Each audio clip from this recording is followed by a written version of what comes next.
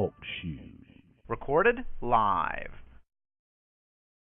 What's up, everybody? Welcome to Travis and Vic's Drunken Horror Adventures, our first live show of the new year, and joined by Blake right now, our buddy from the Nightmare on Elm Street world. How's it going, man? Hey, how's it going? Happy New Year to you. It is. It's been a decent little run so far. What, 9 days into the year, and I know you've been busy as all hell. So have we. But pretty excited about talking about a movie that I've been wanting to do during the winter for a really long time. Oh yeah, it's. I actually just saw it for the first time preparing for this show. My wife and I have been trying to make time to see it, but with small children, you sometimes have to, move plans around a little bit. It's definitely not for the kids. No, absolutely not. It's a violent as hell movie. I'm not sure if I saw this movie at the theaters or not. What's up, Vic? Vic's on the line, everybody. Say hello to Vic. Hey, Vic. How you doing, bro? What's up? Vic was mad he had to sit through an almost 2-hour movie earlier, which is just inconceivable to him. Inconceivable. Yep. So, all right. So this movie, 30 Days a Night, it came out in 2007. So it's been, over 10 years since it came out. It actually came out October 19th, 2007. And while it would be a kind of a cool Halloween movie, I think it fits better in the winter, don't you guys? Yeah. That's just me. Kind of like The Thing, kind of like Frozen, kind of like The Shining. Snow. The Shining. Yes, The Shining. Absolutely, The Shining. I mean, there's just certain movies that just bring up that feeling of cold. And there's when not I'm enough watching Christmas this movie, horror movies. No, there's not. There's not. I mean, or at least good ones. No. But when I'm watching this movie, I'm cold as shit with all that CGI snow. So no, but it's an interesting take on vampires, and we'll get into that shortly. Like I said, it came out October 19th, 2007. Fellas, what do you think it gets on IMDb? Guesses? I'm going to guess a 6.6. What about you, Vic? 6.2. Blake is correct. I cheated. I looked it up before we got on the line. Yeah, I was gonna say I had a feeling he looked. If you're gonna be that dead on balls accurate, but it had a hell of a budget for a horror movie. $32 million budget. That is impressive. Yes, it is. Considering Freddy vs. Jason had like a $25 million budget, so it had a bigger budget than that. That's impressive. Well, yeah, and in the opening weekend of this, it only made $15 million domestically, well, in the United States, and then gross, it made $39 million in the United States, but it made back its budget worldwide with an $80 million, $276, $156 gross worldwide. So, they made about close to $50 million on this bad boy. Yep, that's respectable. It is, and there were a lot of things spawned off of this, but from what I know, they wanted to make this into a movie, and then the studios basically said, nah, we're not going to do it. And so they made it a comic book, and then the studios picked up on it. Is that the gist of it, Blake? That is the gist of it. It wouldn't be the first time either. Dark Horse kind of had a penchant for writing really dark stuff. I know Hellblazer and its character, John Constantine, were a comic book first before Keanu Reeves jumped on board and played the title character in that movie. And then MacGyver, and then Aliens was adapted into Dark Horse. Dark Horse, they tend to be kind of, I guess, the leader in that dark, gory horror kind of supernatural, genre of comic books. I think it was a wise choice to make it into a film, though. Yeah, well, yeah, we'll get into that shortly and what our opinions are on it. But, this movie actually stars Josh Hartnett. And for most horror fans, I think what comes to mind is Halloween H2O. Whether you like it or you don't like it, you have to assume that that's kind of the first thing you go to. But, Blake, for me, too, I go to Sin City, even though he was in it for like 5 minutes. I think of him in that, too. I go to The Faculty. I guess it's... Yep, I was going to say The Faculty's another one, too. Yeah, damn, that was good. God, I'm showing my age. Damn it. What about you, Vic? Halloween H2O, the thing you think of for him? Yep. Of course.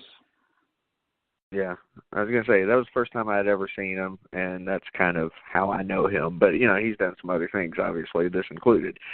This was directed by David Slade. Anybody know what the hell David Slade did other than this, offhand? He actually did Hannibal, also, the TV show. He did Eclipse, the Twilight, Yeah, and then Hard Candy, which I love with Patrick Wilson and me Ellen too. Page. It's actually on my Netflix list to watch. Right, again, I saw it once upon a time because I'd heard how great it was. But yeah, I guess he was executive producer on Hannibal, is what it was. So, he's done some decent work out there, and 30 Days a Night seems to be right up his wheelhouse. So let's kind of talk about how this movie starts, because, like I said, it is a different ballpark as far as vampires go. This is not something we've seen before. This is something totally new to the genre, at least as far as I can tell. But anyway, so the movie starts off in Barrow, Alaska, which is a small town, which is like on the Arctic Circle, and they're preparing for their annual 30 Days of Night, which is a time during the winter when the sun, there's just no sun during this whole time. 30 days of night. I mean, it's just pitch darkness for 30 days. And you get kind of these scenes of people who really don't want to suffer the extended darkness. And, they leave for Fairbanks or other parts south so, they can actually experience like a real month. But I don't know about you guys, but me personally, I kind of like to experience 30 Days a Night just to see what it was like. No. No? What about you, Pot? I'm not sure. I don't know. I think it'd be pretty cool, but it's not something that I would like jump on board with. Just do it all with. I'd do it right off. I saw Insomnia, okay? I saw Insomnia with Al Pacino and Robin Williams. I'll pass on that shit. Thank you very much. Well, this movie actually, I was talking about some of the opening scenes, but the opening scene is some weird-looking motherfucker who is just ugly as sin and has rotten, nasty teeth, kind of getting off a boat and walking into town. Like he's a stranger. It looks like he rows ashore from a larger ship, and then he kind of trudges towards Barrow in this deep snow. And automatically, you can already get that feeling of winter, And like I said, I classify this as a winter horror movie. I know it's vampires, but it's a winter horror movie. Just look at the setting. I'm in Alaska. It just falls perfectly into that winter setting. And so... yeah. Once he gets there, things start happening in this town, and of course you're automatically assuming it was him. You see like different scenes of Josh Hartnett's character, who's the sheriff of this town, finding like satellite phones in a big pile that had been burned, and that kind of speaks to the time period. Like, satellite phones, is that a thing anymore unless you're like on a ship? No, not really. That's kind of something that's sort of fallen by the wayside. I mean, they've got global positioning, GPS and stuff, but I think that's just limited now to, like you said, ships and stuff like that. Yep. So, and of course, we're assuming this is the guy who did it. And also, you get scenes of Josh Hartnett talking to this guy whose helicopter got destroyed. There's only one in the entire town. And then all of the sled dogs get killed. And if you know what this movie's about, you kind of realize what's going on here. But, I mean, just going in, having no idea what this movie's about, I really like the way they set this up, with just all these different scenes, like, and Josh Hartnett, Evan's reaction to all this, like, what the fuck? You know what I mean? Each little thing that comes up, he's like, what the fuck is going on around here? Yeah, and it kind of reminded me of The Thing a little bit, this frozen Arctic kind of setting, your sled dogs. That's immediately what I thought of was The Thing. And I kind of use that as a good omen because I love the original Thing film. I thought that was a good omen going into this because, like I said, I had never seen it until like a week before this show when I sat down and watched it. So. Yeah. So, like I said, I always like trying to think about these things as if, as if I had never seen it before. So I tried to think of that. I watched this movie about 8 times going in, so I overthink these movies, but it is what it is. So Eben, that's Josh Hartnett's character. Like I said, he's investigating these crimes, and as he's doing so, he kind of learns that I guess him and his wife are separated. Her name's Stella. She had moved out of town a while ago, but she missed the last plane out of town. She's going to have to spend the whole 30-day period in Barrow through a series of unfortunate circumstances, which we don't need to go into. But basically, at the end of the day, she's stuck there for 30 days, and she didn't have a choice in the matter. So she's pretty pissed off about it. And you can tell this is a small town because everybody that runs into her wants to know what's going on with her marriage. That doesn't happen anywhere else. You know what I mean? Yeah, small towns is where that kind of stuff happens. Philpott, you ever run into anybody that likes to ask you about your life in E-Town? Not really, no. No, nobody knows you in E-Town. You're just a ghost. I mean, I am who I am, man. Everybody knows my life. I'm an open book. You're the pot. All right, well, like I said, she missed the plane, and she's going to have to spend the 30 days there. So they kind of try to avoid each other because Eben's like, well, let me know when you actually want to talk whenever she asks for a ride to the airport.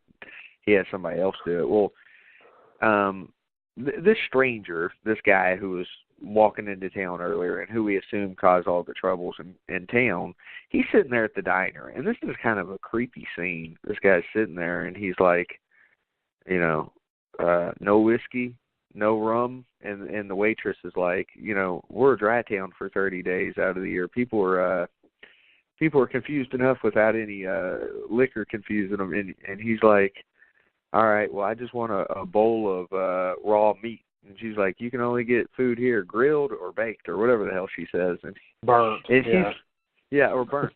And he's like, you don't give me what I want to drink. You don't give me what I want to eat. And he just says it really creepy. This guy's got an interesting voice. And, like, when you're watching it, if you know what the movie's about going in, you're like, is this fucking guy a vampire? Is he a human familiar? What's going on? You know what I mean? Like, you're wondering about who this guy is. Again, if you know the movie's about vampires, you've seen the trailer, you're wondering how this guy fits into it all. And, he gets hostile with this woman, starts creeping her out. And I think he's kind of creepy to you as the viewer, too. But Josh Hartnett, he says, oh, let's have a little talk outside. And the guy tries to get fucking physical with him. And Stella, Josh Hartnett's separated wife, she pulls a gun on the guy. She comes up from behind. She's like, no, it ain't happening that way. So Hartnett takes him to jail. But Blake and Vic, get some thoughts on this guy. Wasn't he kind of creepy? I mean, like, there was something that was just, I don't know, I would hate to run into this guy is all I'm saying. Like, the vampires are one thing, but this guy was just, he's clearly nuts, and he's dirty, and his breath had to stink really bad to be that close to Josh Hartnett. Horrible. You know what I'm saying? Did you see his fucking teeth? It was nasty. Yeah, it was horrible. Like, when Eben got in his face, I was like, that's probably not a good move. But, yeah, I mean, Huh? I said I would have hit him with the bat. Yeah, pretty much. Well, this guy, again, he's played by Ben Foster. I think he does a good job for what he's given. So, now, we've got him in the jail cell. And, this guy's, he's taunting Eben and Stella and Eben's teenage brother, Jake, and their grandma, who's, like, just revealed that she's smoking marijuana, which I thought was kind of funny. It's just, like, out of nowhere. She's like, I was afraid you'd arrest me. Grandma was great. And this is where this guy is even more, I don't know, captivating in the role that he has. He's, like, telling them that death's coming for them. And just then, this is when vampires start attacking the local telecommunications center and power supply and attack old Gus and kill him. This is what renders the town dark and cuts them off from the outside world. So nobody can really get there because it's pitch dark. Nobody can call them. I mean, there's just no way in or out right now. So, I mean, you've got another one of those kind of Night of the Living Dead stories where, a small area is being invaded.